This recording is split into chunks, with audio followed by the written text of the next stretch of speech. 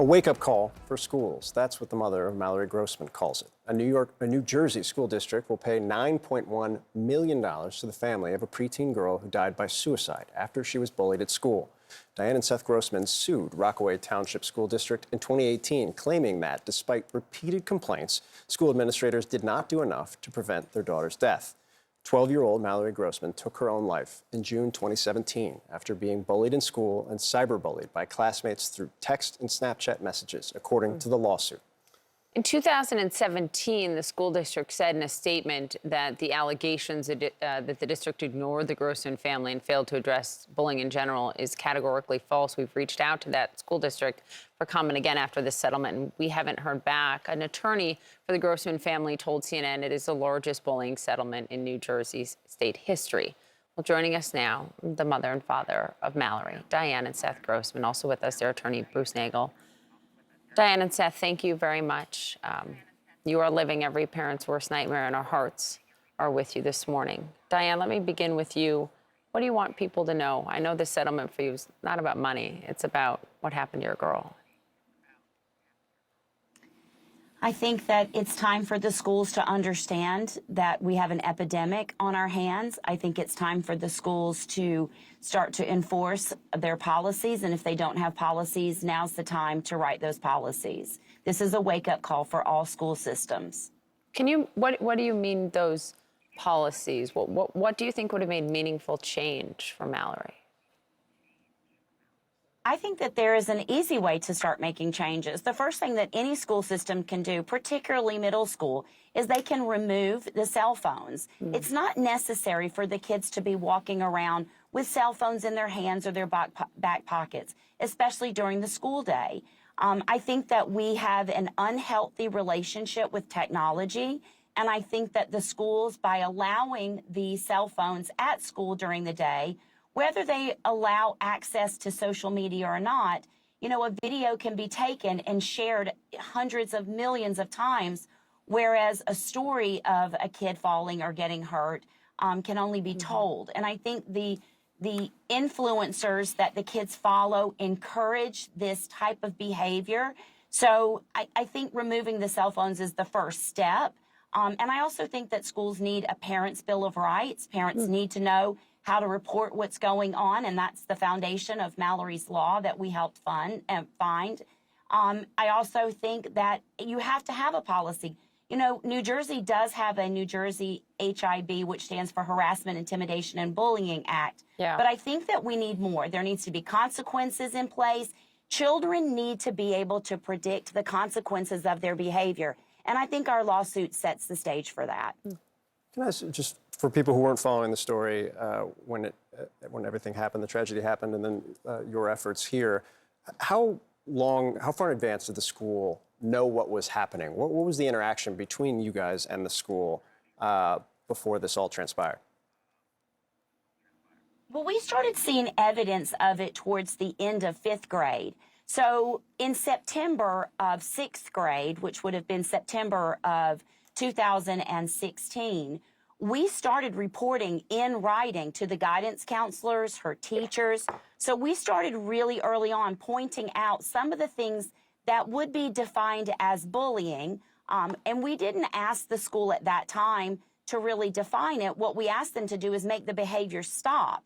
And that, I think, is the most important. You know, schools get caught up, is it bullying, is it not bullying?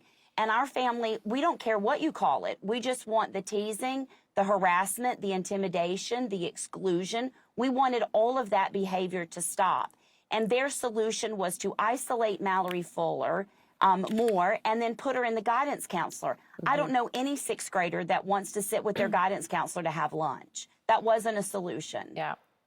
Seth, can you tell us a little bit about Mallory? We see all these beautiful pictures of her with you. I think I saw her in gymnastics, leotards. What did she love and what was she like? Wow, she was great. She's definitely a lover of the outdoors. She definitely liked sports, cheer and gymnastics, and she excelled at it. It was kind of her safe place. It was something that she was very good at. She was definitely a philanthropic child for even a 12-year-old. Just some of the things she would do. I don't know where she found it from or got it from, but she definitely liked to help other kids. She raised a lot of money for Camp Good Days, which is a place where kids with cancer can go in the summertime to kind of escape everything that's going on in their lives, to give them some sense of normalcy. So she was very empathetic as far as that goes, and she really she made her mark in her short 12 years. So Yeah.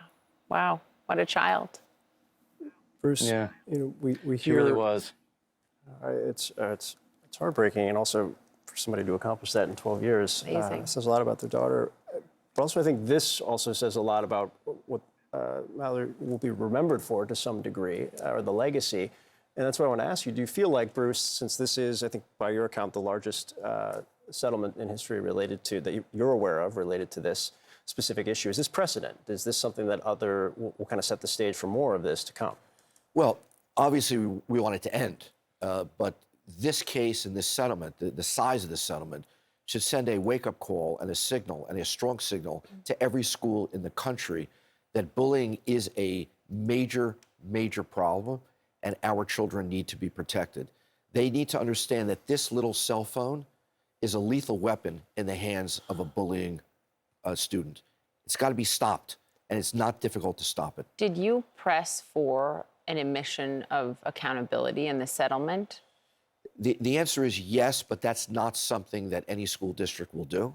Well, in the New York Times piece, they talked about one school district in a different case that did, and that was so rare. That's what got me thinking. It was extremely rare. The admission in this case is $9.1 million. It's the highest amount paid, to our knowledge, in the country in a bullying case, and that speaks volumes with regard to the admission and the responsibility of the schools. Diane, before we let you go, what do you hope, not just for the broader message to schools and the wake-up call, but this kind of says about Mallory or adds to Mallory's legacy going forward? I think for us as a family, we stuck it out. We hung in there from the minute that Mallory passed away. We hit the ground running, and we started a nonprofit. I traveled to schools. I tell Mallory's story. It's not a PowerPoint. It's a heartfelt message. And, if the schools don't get it, then maybe the parents and the kids will. It's not so hard to just be nice to someone.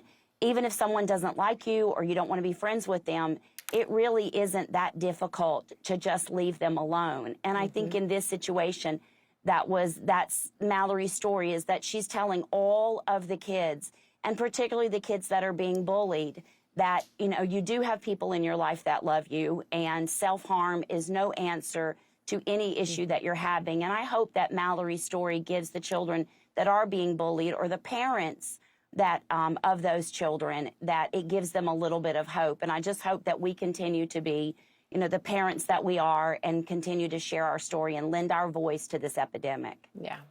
And as we said at the top, you are in our heart. Thank you for being with us and sharing about Mallory and your work this morning. Thank you for having us. Diane, Seth, and Bruce. Thank you. If you know anyone who's grappling with suicidal thoughts, please call 988 to reach the National Suicide Prevention Lifeline.